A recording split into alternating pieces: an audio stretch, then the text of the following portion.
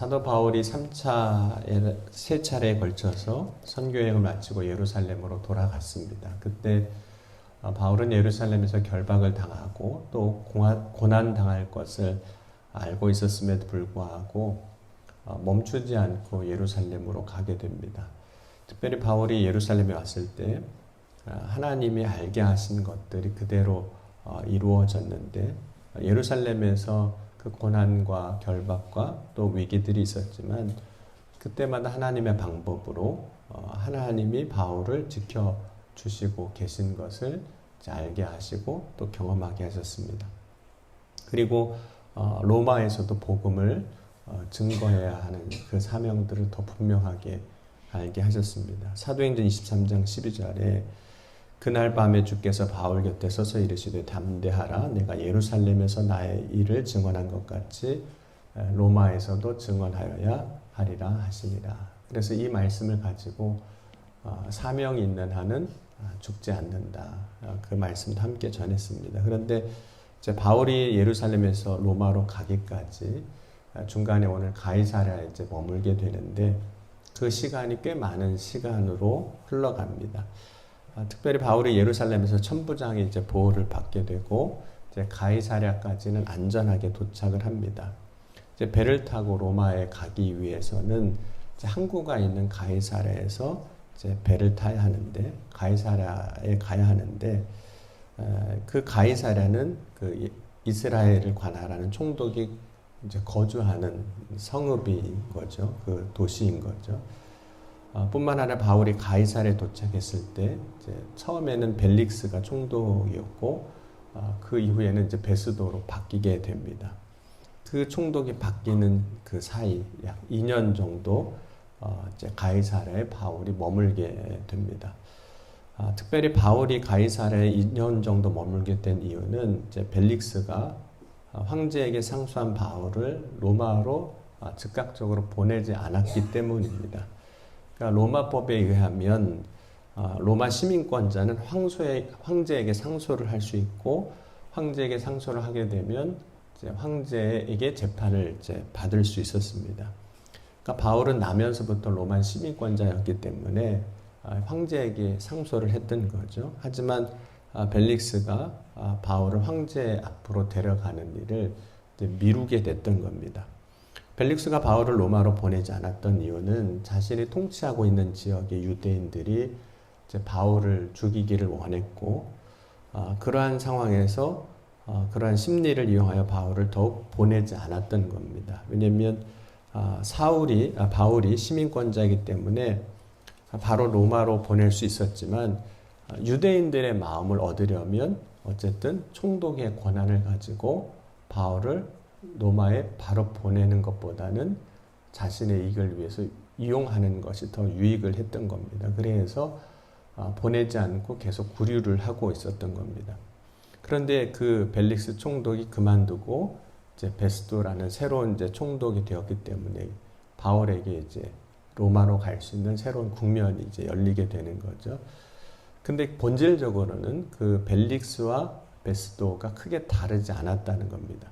그리고 사도행전 24장 27절에 보면 이제 바울을 보내지 않은 이유를 이렇게 설명을 합니다. 이태가 지난 후 보르기오 베스도가 벨릭스의 소임을 이어받으니 벨릭스가 유대인의 마음을 얻고자 하여 바울을 구류하여 두니라. 그리고 25장 9절에 보면 베스도가 유대인의 마음을 얻고자 하여 바울더러 묻되 내가 예루살렘에 올라가서 이 사건에 대하여 내 앞에서 신문을 받으려느냐 하고 묻는 장면이 나오는데, 벨릭스나 베스도가 결국에 바울을 통해서 하고자 했던 것은 어떤 정의나 자신의 통치 안에서 바른 정치를 하는 그런 모습이 아니라 유대인의 마음을 얻고자 하는 것, 그것은 결국 똑같았습니다.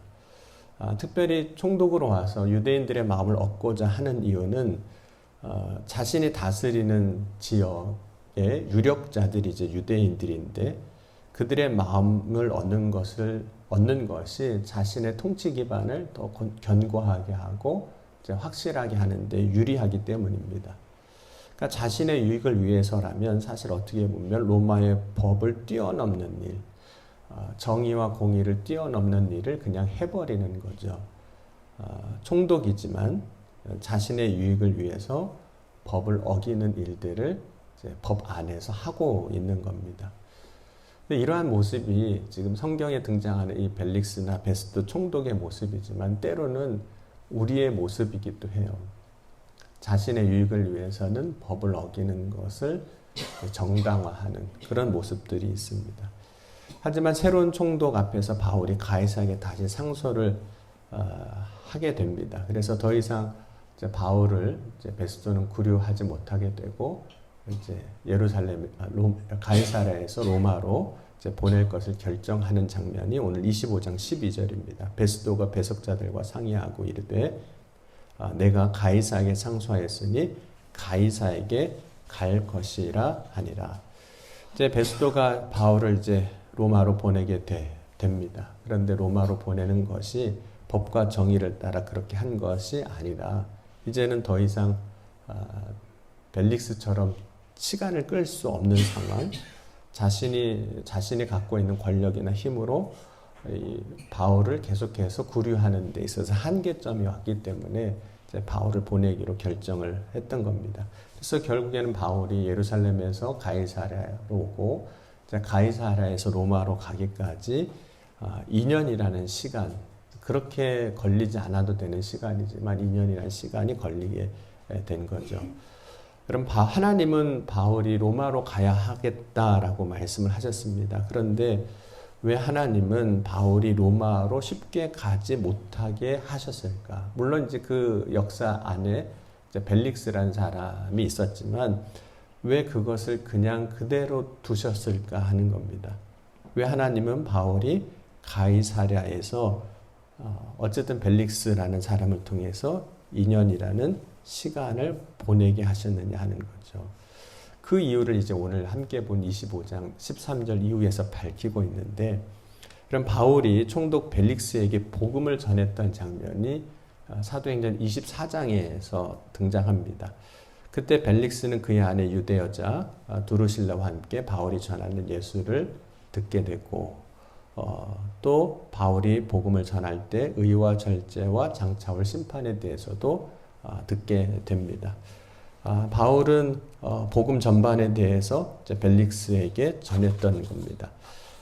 다만 벨릭스와 그의 아내 두루실라는 복음을 들었지만 복음에 반응하기보다는 자신의 이익에 반응해서 바울을 더 구류하는 그런 상황들이 이제 됐던 거죠.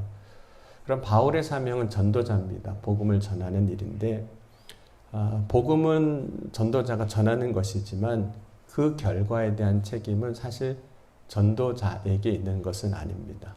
그럼 바울이 총독 벨릭스와 그의 아내에게 복음을 전했다면 전도자로서의 사명은 다 한 겁니다. 다만 복음을 듣고 그 복음을 들은 것에 대해서 반응하는 것은, 혹은 믿음으로 결단하는 것은 그 복음을 들은 사람의 몫인 거죠. 그럼 하나님의 마음, 하나님은 모든 사람이 다 구원받기를 원하십니다. 그래서 디모데전서 2장 4절에도 하나님은 모든 사람이 구원을 받으며 진리를 아는 데까지 이르기를 원하느니라. 그리고 모든 사람이 구원받기 위해서는 그 모든 사람들에게 복음이 전해져야만 하는 겁니다. 왜냐하면 믿음은 들음에서 나는데 듣는 사람이 없으면 어떻게 믿을 수 있고 어떻게 구원받을 수 있겠습니까? 그래서 이제 예수님께서도 땅 끝까지 이르러 내 증인이 되라고 말씀을 하셨던 거죠. 듣기 위해서는 누군가 전하는 자가 있어야 되는데 로마서 10장 13절에서 15절에도 이렇게 바울이 이야기합니다. 누구든지 주의 이름을 부르는 자는 구원을 받으리라. 그런즉 그들이 믿지 아니하는 이를 어찌 부르리요? 듣지 못한 이를 어찌 믿으리요? 전파하는 자가 없이 어찌 들으리요? 보내심을 받지 아니하였으면 어찌 전파리요? 기록된 바 아름답도다. 좋은 소식을 전하는 자들의 발이요 함과 같으니라. 그러므로 전하는 자가 있어야 됩니다. 그런데 하나님이 그 복음이 로마에 있는 사람들에게도 전해지게 하시지만 이스라엘 땅에 있는 다른 사람들, 특별히 오늘 총독들에게도 복음을 전하기를 원하시는 거죠. 오늘 본문에서 새로 등장하는 아그리빠 왕이나 버니게가 나오는데 이들이 이제 베스도가 새로 부임을 하게 됐다고 하니까 이제 찾아옵니다. 그래서 베스도는 찾아온 문안하러 온 아그리빠와 베니게에게 이제 자신 관할 안에 있는 바울에 대한 문제들을 이제 상의를 하게 되죠. 자연스럽게 이야기를 하게 됩니다. 그 이야기를 하는 가운데 아그리빠와 버니게가 바울에 대해서 좀 알고 싶다, 바울에 대해서 듣고 싶다라고 이야기를 하고, 그래서 바울이 결국 아그리빠 왕과 버니게 앞에서 복음을 전할 수 있는 기회를 얻게 하십니다. 물론 이제 바울이 베스도가 아닌 다른 두 사람, 아그리빠 왕과 버니게에게 무죄하다는 것을 확증받는 사건이 되기도 합니다.